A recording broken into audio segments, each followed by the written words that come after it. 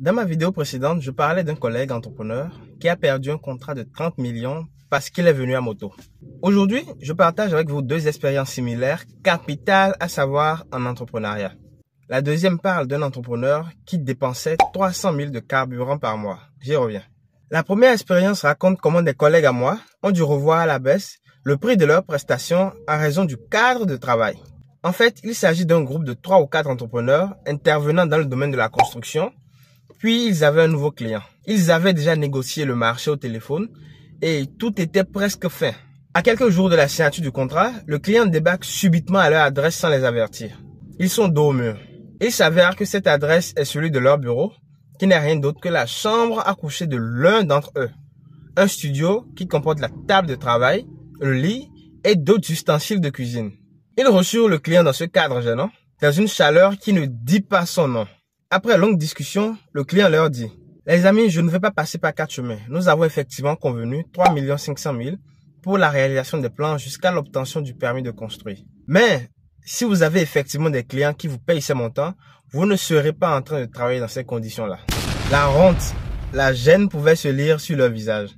Le client leur dit « À défaut de résilier le contrat, nous allons le renégocier.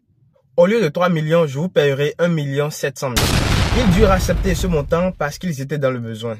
Voilà comment le cadre de travail a joué contre ces jeunes entrepreneurs. La seconde expérience est celle d'un entrepreneur qui s'est pris une voiture juste après sa première affaire.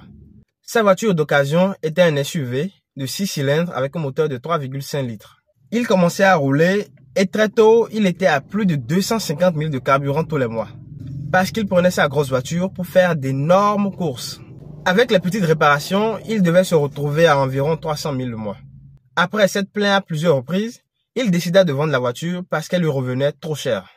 Après l'avoir vendue, il prenait le taxi pour ses rendez-vous, mais il s'est rendu compte très vite que ce n'était pas rentable et pratique sur le long terme.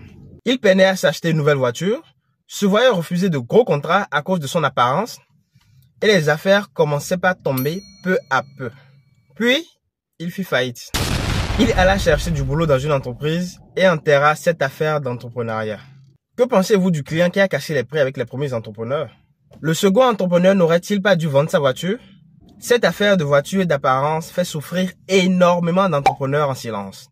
Ils doivent se donner une apparence en raison de la cible qu'ils visent. Partagez avec nous en commentaire vos expériences.